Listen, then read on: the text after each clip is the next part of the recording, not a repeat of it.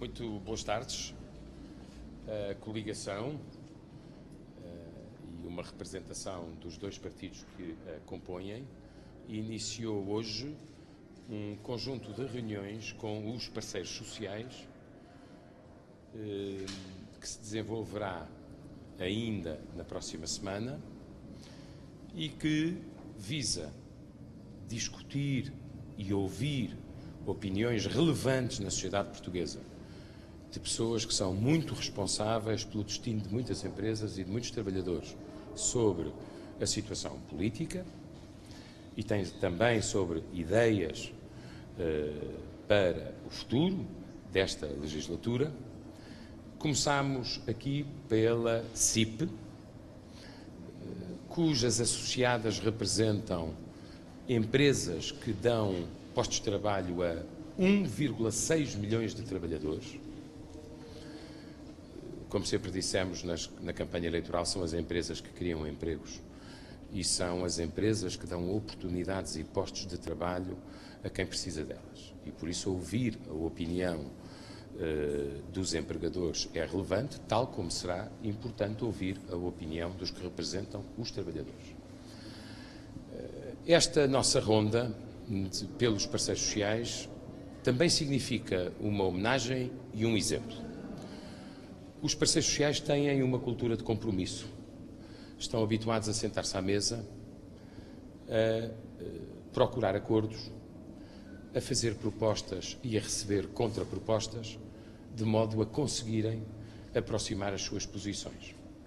E eu não me canso de elogiar a importância que teve para Portugal, na sua reputação internacional e na criação de condições para atrair investimento, o acordo social que foi feito entre empregadores e trabalhadores durante o momento mais difícil da recessão e do ajustamento.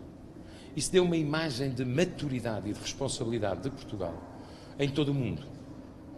Um país em situação difícil, onde empregadores e trabalhadores chegam a um acordo de modo a aumentar a competitividade da economia para poder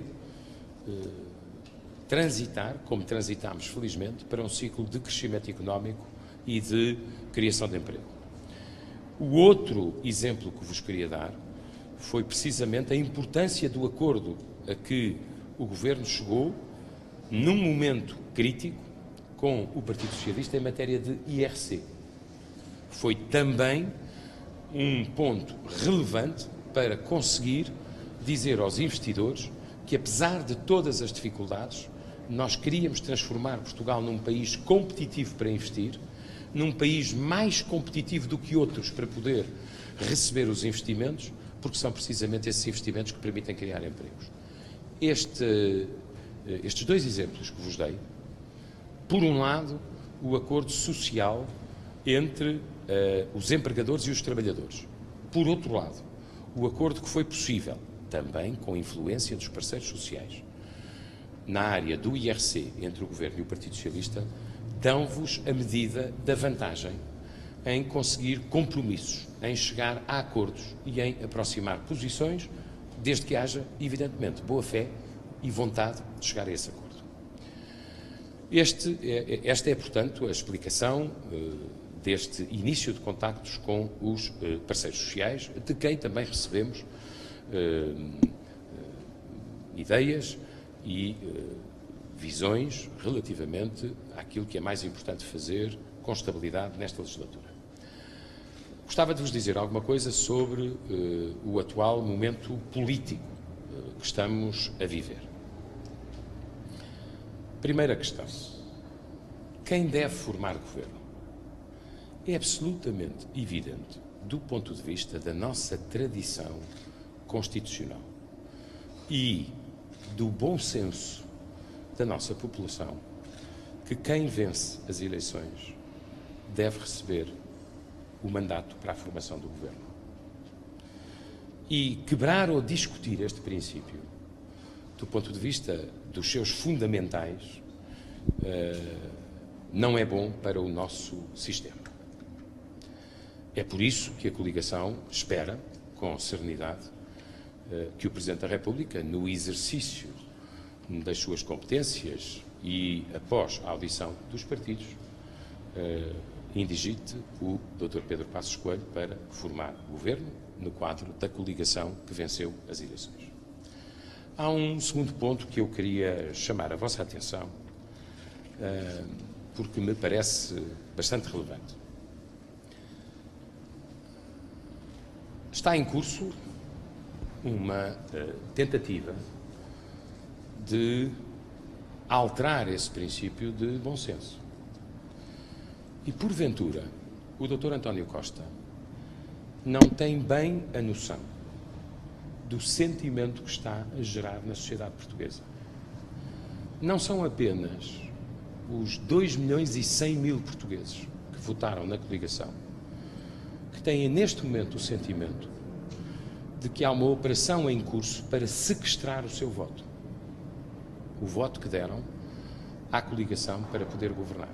São também muitos portugueses que não votaram na coligação, mas que são democratas, que sabem que a democracia tem regras e que não querem rupturas com regras que permitem a convivência democrática entre todos. E uma delas é que, evidentemente, aqueles que venceram devem poder governar. Aliás, a questão de saber ganhar e saber perder é muito importante em democracia. Nós ganhámos as eleições sem maioria absoluta e fizemos a leitura correta dos resultados.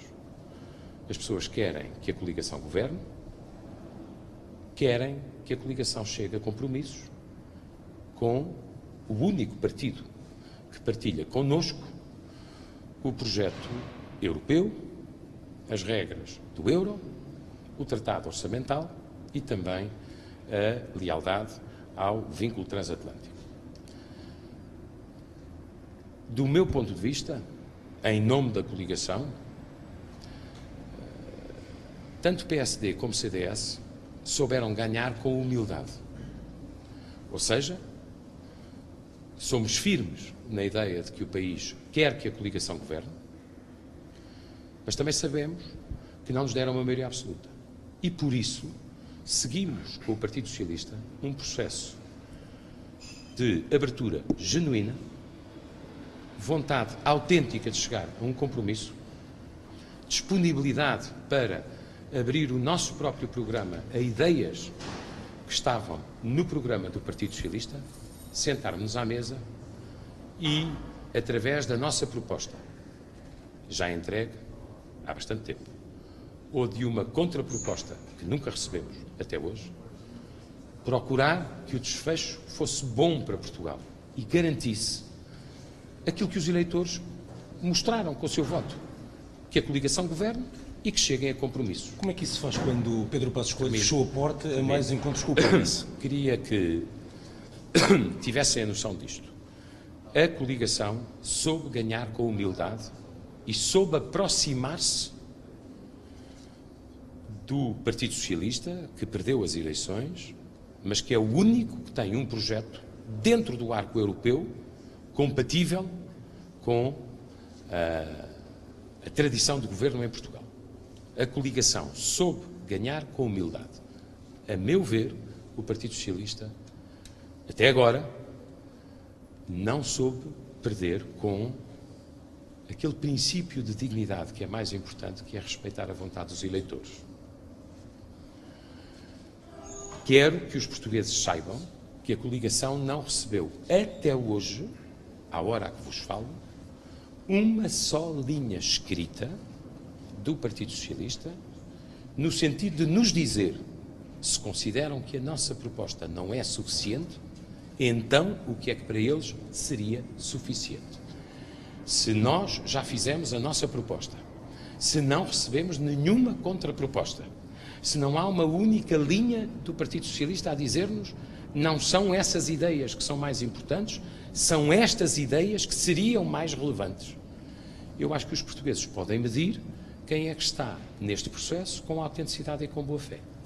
Há um ponto, se me permitem, há um ponto ainda que eu gostava de salientar e que tem a ver com as conversações que tivemos aqui com a Confederação que representa aos empresários portugueses da área da indústria. Portugal viveu uma recessão e um ajustamento por causa do resgate, que todos conhecem, e que teve consequências económicas e teve efeitos sociais. Os portugueses conseguiram superar essa etapa. Estamos a iniciar um ciclo de crescimento económico e de criação de emprego. Pergunto, alguém acha que é de bom senso pôr a governabilidade do país nas mãos do Partido Comunista ou do Bloco de Esquerda, no preciso momento em que nós, como país, mais precisamos de confiança para ter mais crescimento económico, para atrair mais investimento e criar emprego? Com toda a franqueza, as coisas devem ser ditas de uma forma linear.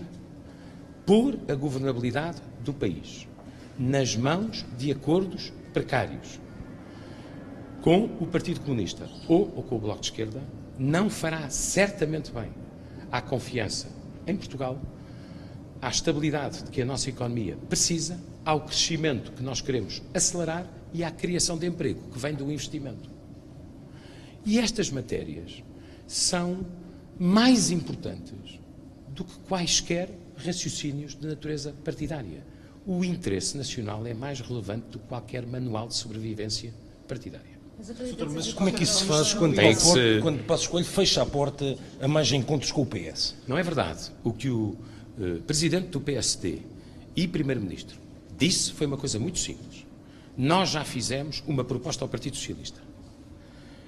Das 2 vezes que reunimos com o Partido Socialista, não recebemos nenhuma indicação sobre o que para eles seria mais importante. E até hoje, à hora a que vos falo, não recebemos nenhuma contraproposta. Em qualquer processo negocial, a autenticidade, a boa-fé, a vontade de chegar a um acordo é muito relevante nas duas partes. Se nós fazemos uma proposta, nos dizem que ela não é adequada e não nos dizem o que é que em vez dela adequado seria, há aqui qualquer coisa que não bate certo. Mas António Costa disse que já A coligação tem sempre um problema, que é estar sempre a não está com vontade de chegar a um acordo. António Costa ontem em Bruxelas disse que a coligação não está a fazer esforços suficientes para encontrar uma solução de estabilidade. Vamos falar. Sabe que nós temos que estar à altura da vontade expressa pelos eleitores no dia 4 de outubro. E seria muito triste se os partidos políticos, e pela nossa parte não o faremos com certeza, se entregassem a jogos retóricos.